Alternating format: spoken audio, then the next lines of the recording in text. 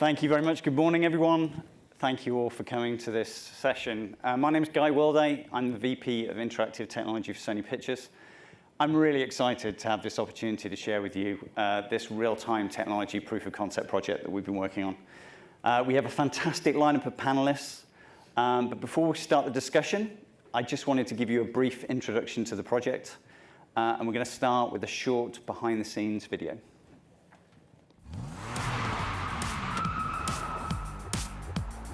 Our goal at Sony is to fill the world with emotion through the power of creativity and technology. And this project speaks to the very heart of this mission.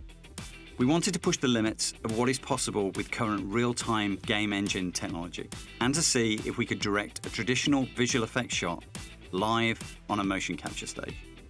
Film production involves many creative disciplines, all collaborating together to bring the director's vision to life.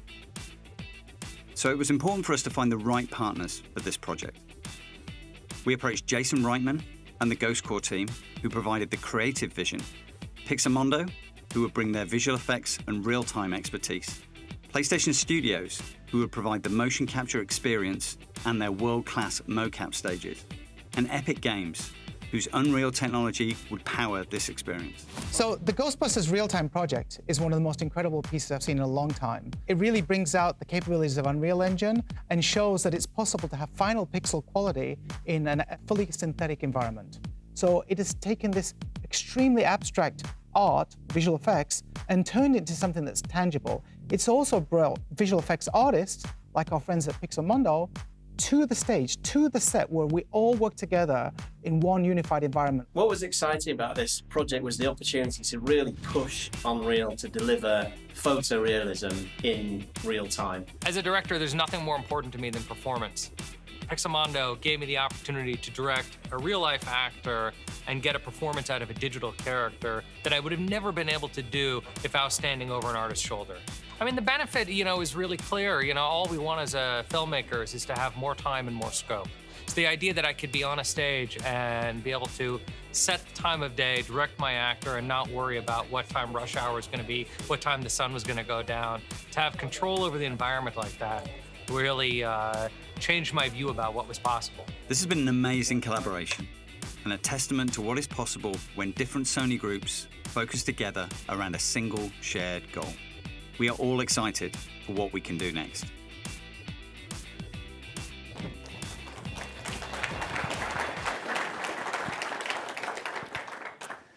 So at Sony Pictures, we've been following the uses of real-time technology for film and television production for a little while. And there are some notable real-time milestones. The first is Madison Beer, and the immersive reality concert experience from Sony Music. This is a 7-minute music video created completely using real-time technology. It includes a digital double of Madison and a virtual recreation of the Sony Music Hall in New York. Next came The Matrix Awakens from Epic Games. And this was a demo on PlayStation 5 to showcase the latest features of Unreal Engine 5. And this was a fantastic showcase for photoreal movie content running in real time. Last year, our friends at Sony Pictures Imageworks released In Vaulted Halls Entombed, part of the Love, Death, and Robots series. And this animated short was created completely end-to-end using Unreal Engine. And all of this inspired us earlier this year to embark on our own real-time proof of concept and to really see how far we could push the technology and if it would be possible for us to direct what would normally be a post-VFX shot live on a motion capture stage. So we had the fantastic opportunity to partner with Jason Reitman and the Ghost Core team. Jason kindly wrote the initial script, and we went through a traditional storyboarding process. And from that point on, everything went into the game engine. We virtually scouted all of the locations within the virtual environment. We built animatic sequences to start building out the content we needed within the engine for the final shoot. We did technical preparation on the mocap stage where we integrated render hardware and our VCAM system, and then finally brought all this together for the production shoot itself to capture the content for our short. So So this is the city sample from Epic Games. It's a 4-kilometer square city environment. It's got photoreal textures. It has dynamic lighting. It's got a completely active traffic and pedestrian system. And this was the sandbox that we used to plan our shoot. And within that, we virtually scouted each of the locations to match the storyboards. We got a lot of feedback that people thought we'd actually drawn the storyboards from the environment, but the city sample gave us all the flexibility that we needed to find our shot locations. And then the Pixarmondo team incorporated film VFX assets into the real-time environment, rigging, in this case, the iconic Ecto, so that it would drive and behave realistically within the city, as well as modifying the traffic system to give us some additional control and flexibility for the driving scenes. And then after this pre-production phase, we moved onto the mocap stage to start to integrate all of our real-time technology ahead of the shoot.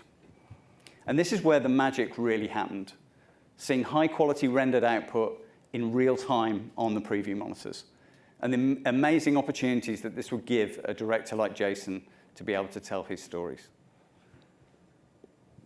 So before we talk to the panel, I wanted to share with you for the very first time the final completed short film.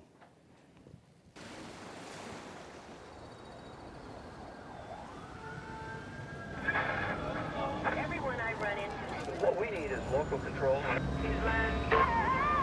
But into this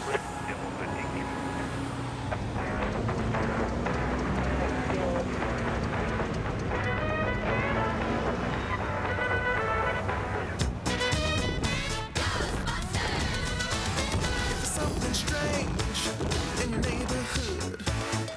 Who you gonna call? If it's something weird and don't look good, who you gonna call?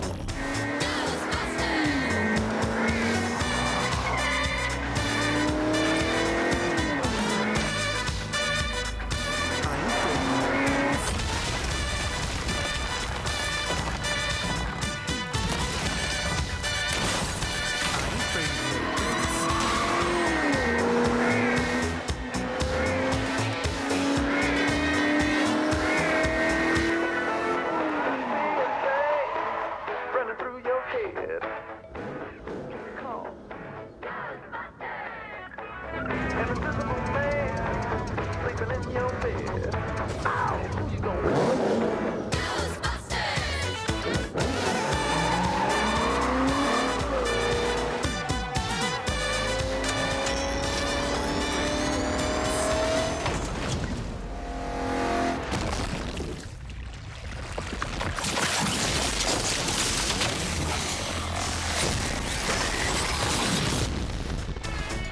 Who you gonna call?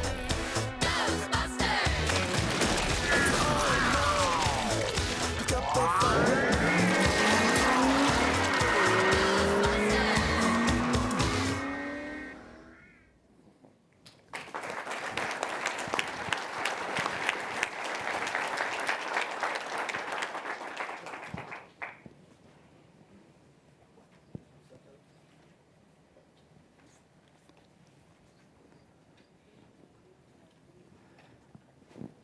I think this is supposed to go here.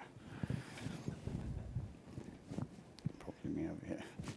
Okay, thank you everyone. If you would please join me in welcoming to the stage Jason Reitman. If you don't mind. Mahmoud Renama from Pixarmondo. David Moran from PlayStation Studios.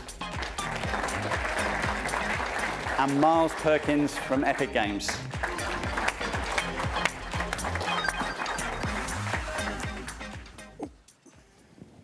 All comfortable? Thank you so much for finding the time to join today. Really appreciate you taking the time out. Yeah, of course. Such an exciting project for you all to be involved in, so thank you so much for that. Jason, I'd love to start with you. If you don't mind, I'd really like to kind of, I guess, walk through the journey that we've been on with this project. I'd love to go back to the start and maybe to get some of your thoughts when we originally pitched the concept into you, the idea of doing this. Talk a little bit about that process, what you were thinking, what excited you to get involved with this project from the start? I mean, I have to admit, what excited me the most is I knew the least about this. When you started to explain it, I had no idea what you were talking about. So, look, my background is actually, independent film. If you look at every movie I made before Ghostbusters, I had made 8 movies before Ghostbusters, and I had spent my entire directing time, maybe 3 days on a soundstage, because everything I had ever shot in my life was out in the real world on location. And I think I always kind of felt like I thrived on that. So the idea of shooting in a virtual environment, it felt very foreign, but it was also really exciting because I know what it's been like to be in a live location that is uncontrollable, where you're running out of time and running out of light, and you're dealing with pedestrians and cars and the city and all that stuff. And the first time you took me down to look at that virtual city, that Matrix city, I couldn't quite believe conceptually how exciting and thrilling it was to be on a virtual tech scout, to be just going, let's go down this street, let's turn right, you know what it's 2 p.m. in there, let's make it 5 p.m. Where's the sun coming from? Like, those kinds of choices were really thrilling, and as a storyteller, it kind of expanded my ability to kind of see right in front of me what I could get. And I remember that session when we screened that city for you and we were kind of wandering around it. I remember going right down to crisp packets on the street. And I remember kind of you finding buildings that I think you remembered, as parts of New York that you'd seen and that you'd kind of used for locations. I think that was a great opportunity to start to see that environment and start to understand some of the early possibilities as to what we might be able to do. Yeah, and even just, I remember saying, there's too many two-way streets. If this is supposed to be Manhattan, we need more one-ways. And I remember you'd be like, well, we could do that. We can make one-way streets. I was like, oh, okay. Yeah, side alleys. I remember being another. Oh, yeah, there's no alleyways in New York City. This is a common misnomer. I feel like there's so many movies where in New York City where a scene takes place in an alleyway, Spider-Man movies, things like that.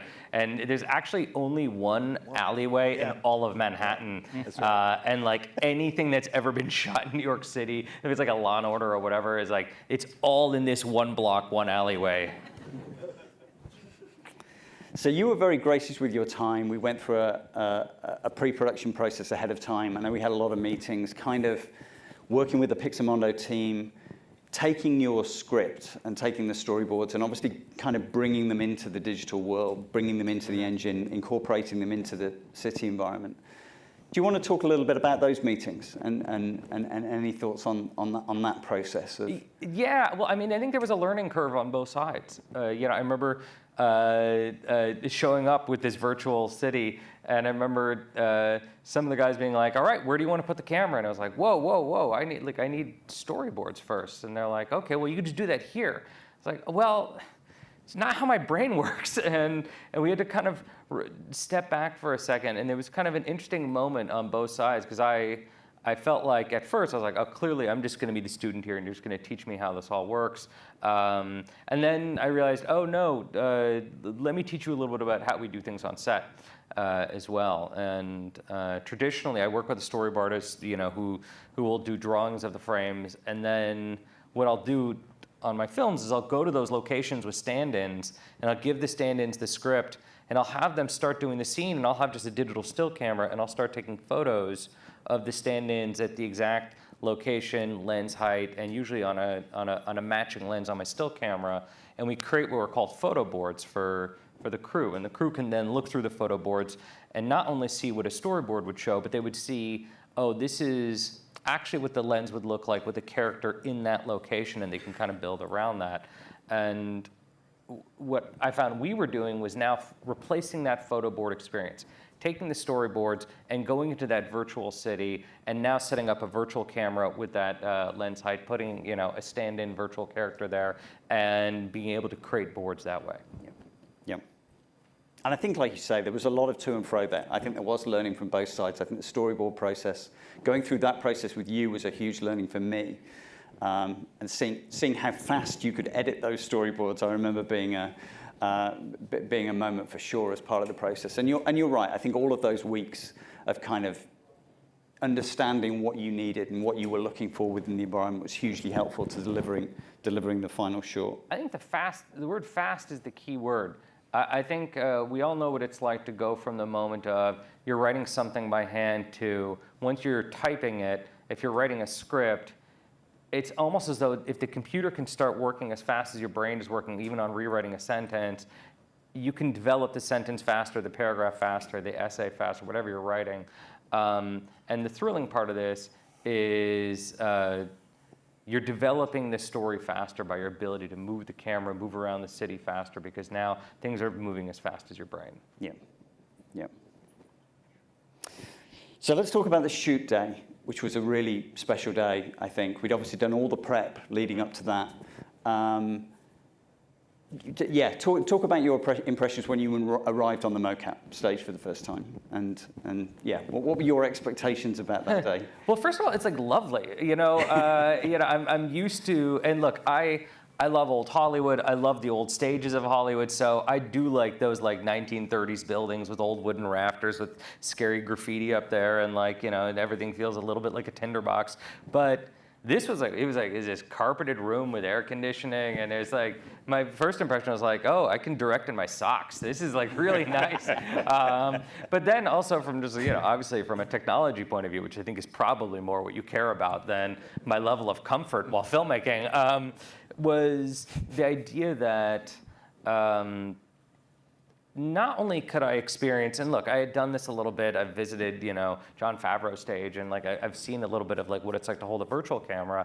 But now we were running back the scene in real time. I was directing an actor in real time, and I was able to stand on a New York City street, a place where I could never do this in a natural way. If we're shooting in New York City, like we just did on this last Ghostbusters film, you're thinking about how many shots you can get done in a day. And in New York City, it's very few because you are very limited in scope, and there's a kind of a natural flow of traffic and pedestrians. You have to let traffic go every once in a while. There's so many obstacles to shooting there. And you're lucky if you can get 6-8 shots in a day there. And here, we shot this entire thing. Like everything you just watched, we did in a day. And that includes shots that are where a crane would be, and shots where a helicopter would be, and shots on building rooftops, and shots that are done all over the city, and shots where the camera is locked onto a car, and shots, think about just the variety of shots and the amount of just rigging that would be required to do all that stuff. That's what kind of blew me away. Yeah, yeah.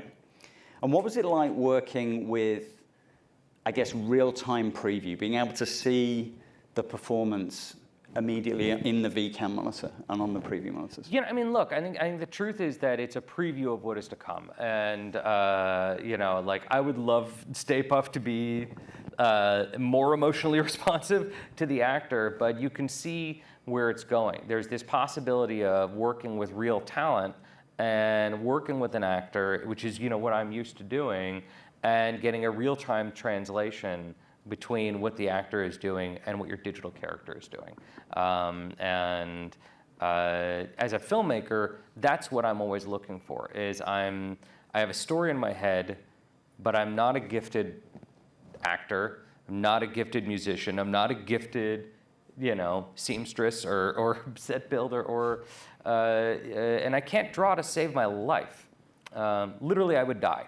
So anything that brings me closer to getting my vision onto a screen so you can feel what I'm hoping you'll feel is making me a better storyteller. Yeah. And I think, that really came across in the shoot day, I think, was obviously the connection that you were looking to make with the actor during the day and the performance that you were looking to get. We've talked a little bit before about previous VFX work you've done to try and capture those. Mm-hmm. Do you want to talk a little bit about that and how that differs from your experience on the mocap? I think it's just time. And look, I want to be really clear. I love filmmaking in real places with real actors. So for me, this is not a substitute. If I were to make Juno again today, I would make Juno exactly the same way. What I see here, what thrills me, is if I wanted to make a movie like Juno that took place in ancient Rome, I wouldn't be able to do that because it would cost $200 million to make Juno, and that's not cost effective. There's no studio who would sign up for that. You can make Ghostbusters for a lot of money, but you can't make an independent film in an unexpected location. You can't make an independent film underwater on the moon or 1,000 years ago or into the future. And what thrills me about it is the possibility of independent filmmakers who want to tell their kind of stories, but in environments that they don't have access to, with characters that they don't have access to, and the possibility of getting a whole new wave of stories that you could read in a book, but you would never actually get in a film. Right. Right. What did you think of the final shot? It's genuinely thrilling. And look, part of it is because I've only, I've only done so much action. And my relationship with, car chases is more just I'm a fan of them. And to have directed one and see it on the screen and go, oh yeah, that's actually what I had in mind, is really thrilling. And I'm just genuinely blown away by the artists who I got to work with on this and their ability to make that car look as real as it is. I mean, there's shots of that car in that city that look so hyper real that you could cut them into the movie right now. I mean, I'm not sure what your guys' experience was like, but when I watched that for the first time, I'm not saying every shot, but there are shots in there where you're locked on the corner of Ecto 1 and an antenna is buzzing and the reflections in the glass and the city flying by, and I just went, yeah, that looks real. I would put that in a movie. If anything, it's just I'm kind of in awe of the combination of artists who worked on this and the developers who created the technology so that this could exist. Yeah, yeah. Perfect, thank you. And that's probably a perfect segue to move on to talk to Mahmood about the team behind this and the creative group behind it. Do you want to talk a little bit about Pixamondo and talk a little bit about your previous team, some of the previous work that you've done? Yeah, absolutely. So we have 7 offices across Europe and North America, and almost all of our offices are capable of producing high-end previs. But the London team in particular, they're specialized in VCAM, real-time previs, and agile virtual production. And this being a real-time project, we knew that we have to put the London team on the project. It's a very small team, but very agile, very collaborative, and very efficient. And we were really lucky that we could book them because they're usually very busy with other shows. Earlier this year, they finished Halo Season 2, doing previs in Unreal Engine, and House of the Dragon. Yeah. And fantastic for me to get to work with some Brits again. Yeah. which is always nice. So that was great. So I approached you very early on in this project. Yeah. I remember reaching out and saying, we want to do this real-time test. And you were immediately on board. You were super, super supportive. Absolutely. Tell me about the excitement around that and really what drove you to... Yeah, sure, thanks. I actually remember your first email. The subject line was real-time project, and I remember replying immediately saying, you had me at real-time. Yeah. At Pixamondo, we're big believers of the real-time technology, and in the past few years, we've been really trying to implement Unreal Engine into our workflow and pipeline. And when this project came along, I thought that this is the best project to be able to stress test our pipeline. And then later on, when we found out that it's Ghostbusters and Jason, it was definitely a dream come true. So we're really, really excited. Yeah, yeah. And the team have worked extremely hard. And there's been a lot of passion gone into this, a lot of passion and hard work that's gone into this project for sure. So you were there throughout the entire process. You were definitely there on shoot day. I'd love to get some of your takeaways from what it was like to be on the stage during that day. What were some of the things you saw and some of your key takeaways? Absolutely. It was really eye-opening for me. First of all, how fast Jason picked it up and started shooting. For me, that was really great. And coming from the traditional visual effects world, I remember the days that we would submit a QuickTime. The director, someone like Jason, would look at it. A few days later, probably thinking that no, this is not the right shot. Writing notes, like the back and forth that would take weeks, if not months. I could see that Jason just coming up with shots back to back. And on top of that, the happy accidents that we got. For example, we accidentally walked into a building, then all saw outside from inside, and Jason's like, "This is such a cool shot. Let's shoot something like this." And this wouldn't have never happened with traditional visual effects. So it was really good to see the how interactive and collaborative the process was. And how do you see? I mean, do you see more of this kind of technology being used in VFX workflows? Yeah, absolutely. How do you see it I think we're just scratching the surface. This is really going to take off from here. Very cool. You're right. Okay, awesome. Thank you for that. No problem. Dave, we've been talking about collaborating on a project for a long time. So great to have you here. Thank you so much for all of your support with the mocap facilities. Talk a little bit about your group and what you do within PlayStation. So, thanks, Guy. So, Creative Arts is essentially an in-source team within PlayStation Studios, so which incorporates visual arts, sound, music, and creative. And one of our main assets are the mocap stages we have in LA, which we built around for Naughty Dog. For those who played Uncharted, we built those stages for them. And then the God of War team started using them. So Santa Monica Studio came in. So we've been doing motion capture for about 20-some years.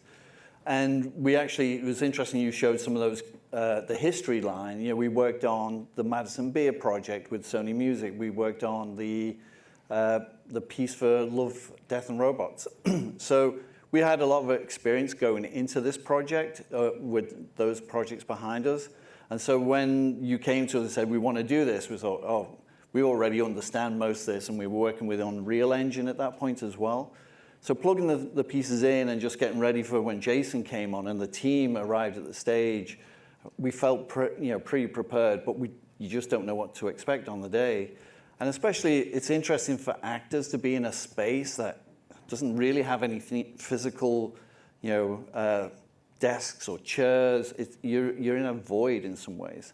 So you need a great director to show you how and where you should be setting and where your placing are. For having somebody who can come in and then direct directly there and say, oh no, you need to move here, I'm going to change the camera. It's really impressive to see it. And I see we just keep building upon this. So this is just another demo in a long line of things I think we're going to be able to do. And especially as we move close to a photorealistic ability as well. Yeah. And I think, you have an incredibly experienced team. They were fantastic for providing us whatever resources we need. And like you say, being able to translate some of the virtual environment into the physical world so that we could get that connection during the shoot. And I think they've got a lot of passion about film and games and that kind of connection at all. Do you want to speak to some of that, some of their enthusiasm around this project? Yeah, the team, Chuck Gazaldi and the team on the mocap stage was super excited to see this. We've been talking about convergence of film and games forever. Back to my first game I worked on was Bram Stoker's Dracula. You look back at that now, and you look at the pixels on that game, and all you see is giant blocks moving around, which could be a monster, but you don't know. To now, where we have this photorealism, and we were talking earlier about her and how you can get motion and you can get real performance that have a connection with people.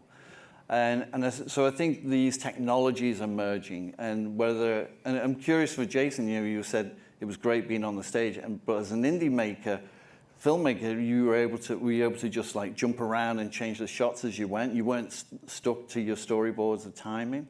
I think that's really well said, and I think that the filmmaking and I think the creation of art in general is this mixture of preparation and practice when it meets accidents. And that's where the thrilling stuff comes. I've met very few filmmakers who said, yeah, we had a plan for the film, we executed the plan perfectly, and that's what resulted in it. That's why the movie's so good. Every story you hear when you talk to a filmmaker is like, yeah, I always thought it was going to be this one thing, and then this other thing happened. It started to rain, or the actor was sick, or the car ran out of gas, and we ran out of film, and all of a sudden you're reacting in real time, and it's that oh shit part of your brain that kicks in that comes to save you. And you come up with something unusual that delights you and ends up becoming what makes the movie magical. So the thrilling part of me was I'm moving around with this really light camera, and I'd forgotten about that moment. You're 100% right. We had never planned to go inside a building, and I just remember going, I can go inside the building? And it's just like, you know, and again, if you're shooting a movie, you can't just start opening people's apartments, you know, and being like, hey, I'm just gonna do a shot from inside your window. That cool? And so the idea that now we're inside, we're getting this perspective of Stay Puft walking by, and now I'm telling the actor, hey, take a look inside the window, and I'm gonna try to catch you like looking inside the window, and maybe cock your head a little, and then I'll look down. Doing all that stuff in real time on the same day that we're doing a car spinning around a corner and you know, like 10 other different beats, and that's what made it great. Very cool. Yeah. Miles, Kim had some really nice words to say in the early BTS video about this project. To talk a little bit about what this project's been exciting for you. You know, coming from a visual effects background and also being a part of a company that ultimately it's a games company, but a bit of the leadership has a film background.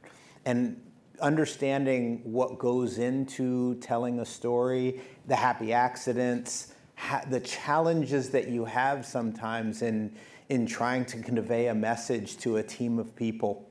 The challenge you have in how many times you could iterate on something. It was really exciting to start to see the process whereby you're able to strip away all of those quite terrible byproducts of having to post-render something and just put something in Jason's hands so that he can explore.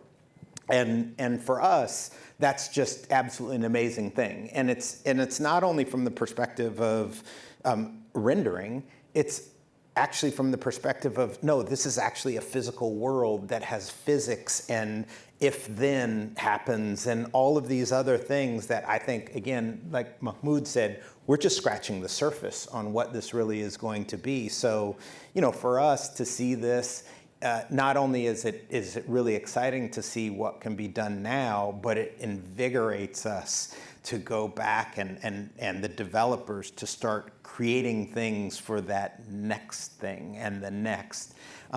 It's funny because I always kind of draw the correlation to a car like the Ecto. Like, you have to drive that car. Like, there's not stuff in it that helps you drive it.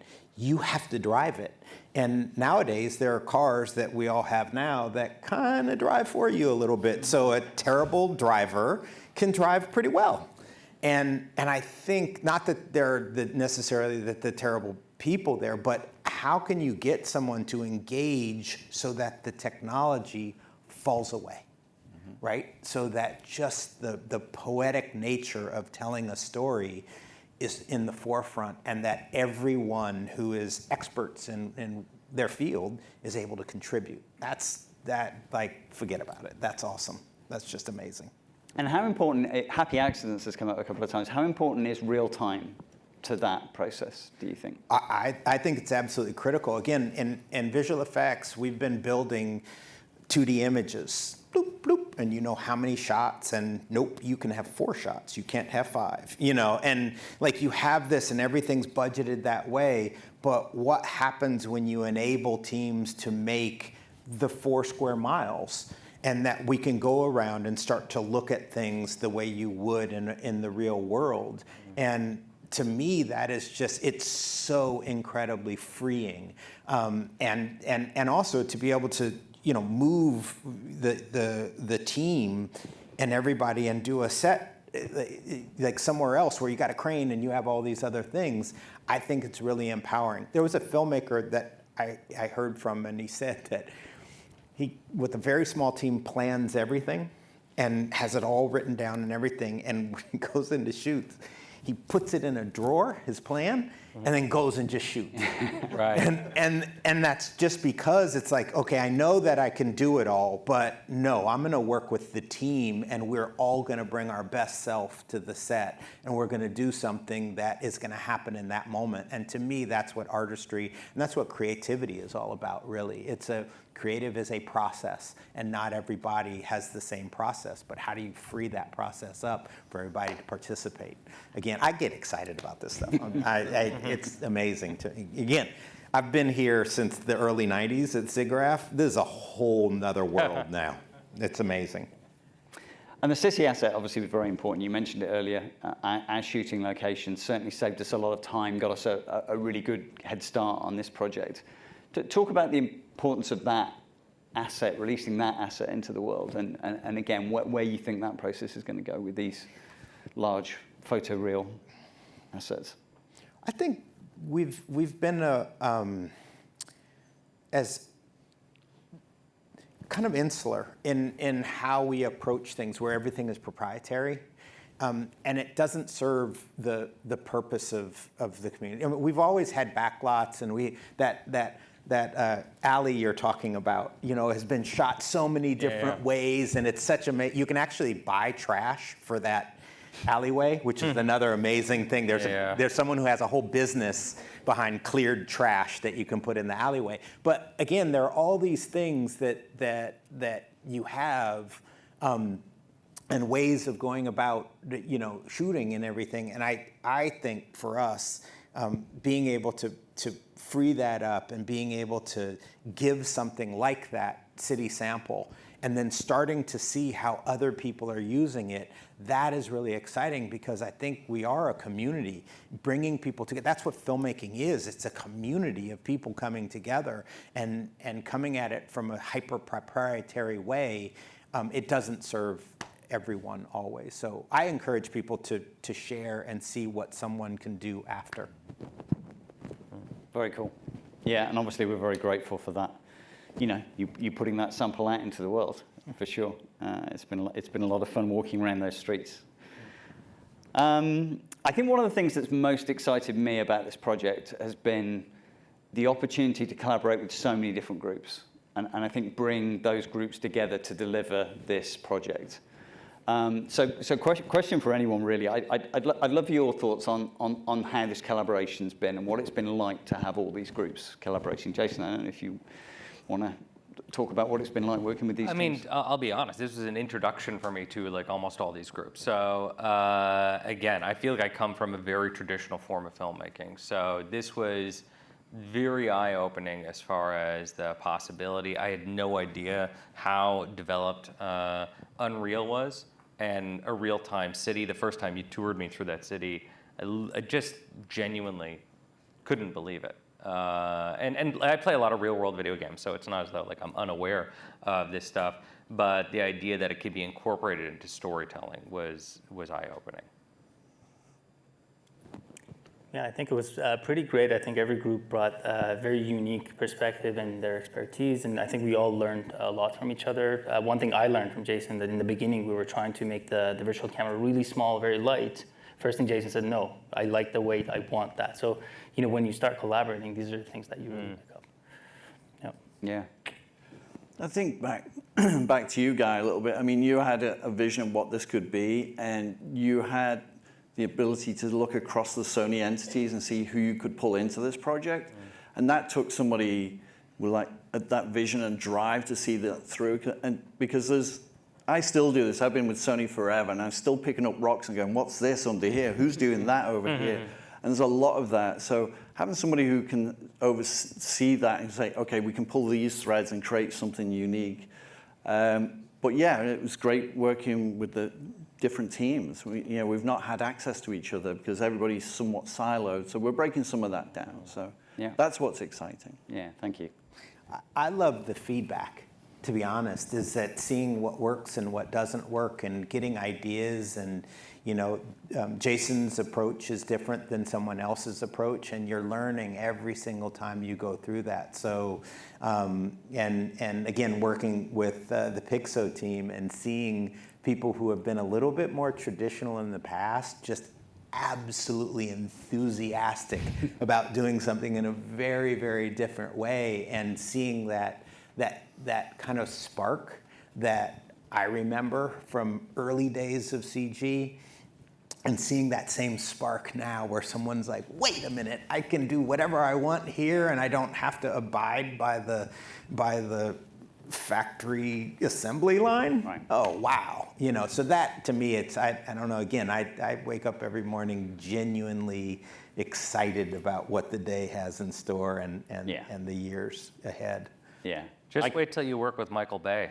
Yeah. Been there, done that. Oh, okay. Actually, you know what? That's actually a very interesting thing, and I'm not going to say who the other person was, but early on, VCAM stuff and talking about process, I had someone, and again, I'm talking about back in the 2010s or so. I put a VCAM in someone's hands and would not touch it. Like, it was almost kind of a joke where it handed over, and like later on that week, handed the same thing to Michael Bay, and he knocked out, it must have been about 25 shots inside of about 40 minutes. And so I think one of the things that everybody should take away is the flexibility in meeting creatives where they are, because their process, the process isn't what it's all about. It's where they go with that and how they move through it.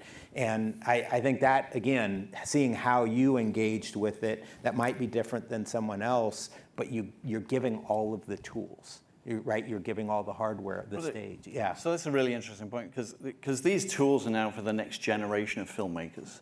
Yeah. You know, the traditional form of, like you said, you're breaking that mold. This is the way we make movies, or we do these things.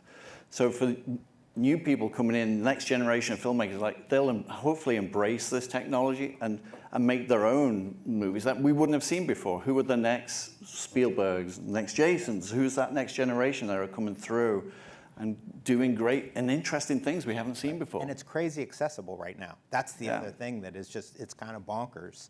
Like, small teams can do amazing things. And the other thing I say to Sony also is, it's really neat that, you know, where we're doing something maybe at a quote unquote higher end, but there are tools and things that we're contemplating being able to also empower someone who is an individual maker to play in that same sandbox. That's again, that's really exciting, and we're going to start to see amazing things come up. Well, there's a spatial understanding that comes from growing up on video games. Yeah. And my ability to jump into that world, I think, comes from the spatial understanding of having grown up playing video games and being thrilled by the moments. You know, when it went from GTA 2 to 3 and all of a sudden was like, oh, I can go anywhere I want, that's starting to impact my ability to walk around a virtual world and take, you know, the only thing I have to prevent myself from doing is immediately wanted just to steal a police car and start shooting down helicopters. As long as I can prevent those instincts, I can continue filmmaking. And I think final thing then, I mean, you kind of touched on this already, is what's the future for this? Where do we see this going? I mean, is this something that you would be excited to use moving forward to make your movies? Again, like, I think it connects back to what I said earlier. I want to make movies like Juno and Up in the Air the way I did them, and I want to work in a real place with my crew and with actors. What thrills me about this is the possibility of telling stories in places I never could have gone. You know, recently I got to demo the Apple Vision Pro, and the most thrilling thing for me was a moment where they put me in an environment where I was just next to a bear that was just in the water, seemingly just kind of playing around in the water, but I was just inches away from it. And of all the extraordinary things they showed me, that's the thing that kind of like, that hit me deep, is like, this is a place I'll never stand. You know, I'm not Werner Herzog. Like, I'm not gonna, like, you know. And so the question is, what kind of stories could I tell if I could go anywhere or anytime? And then if it can work in a real-time way, it's what you said, what is it? If then what? Is that the? That's the thing, because I want that interaction with my environment. I'll never forget when we were shooting Juno, we were trying to figure out a scene where Juno and Leo were going to be just having lunch in the school, and when we all think about that, we think of basically kind of like one or two. They're either in a cafeteria, right, or they're at like outside sitting on on a bench. Or maybe they're like at their locker sitting on the ground, right? Like that. Like when I say they're eating lunch at school, there's images that you always go to. And as a filmmaker, you're always trying to go, how do I get away from what you're used to seeing? And when we were walking around a school in Vancouver, we saw some kids eating in a trophy case. I was like, what? I had never seen that before. But there was just like an empty trophy case, and they were just sitting there eating in the trophy case. And I was like, oh, that's it. That's what we're going to do. So if I can continue to get that kind of feedback from a virtual environment that allows me to still explore and be pushed by that world to try to come up with new ideas, then this will be a kind of thrilling exponential growth for the kind of stories that we can tell. Yeah. That's awesome. I love that. Thank you so much. We're out of time. I could talk with you all day, but thank you all so much. I'm really grateful for all of your support with this project. So thank you for that. Thank you all for being here. I'm really excited for what we can do next.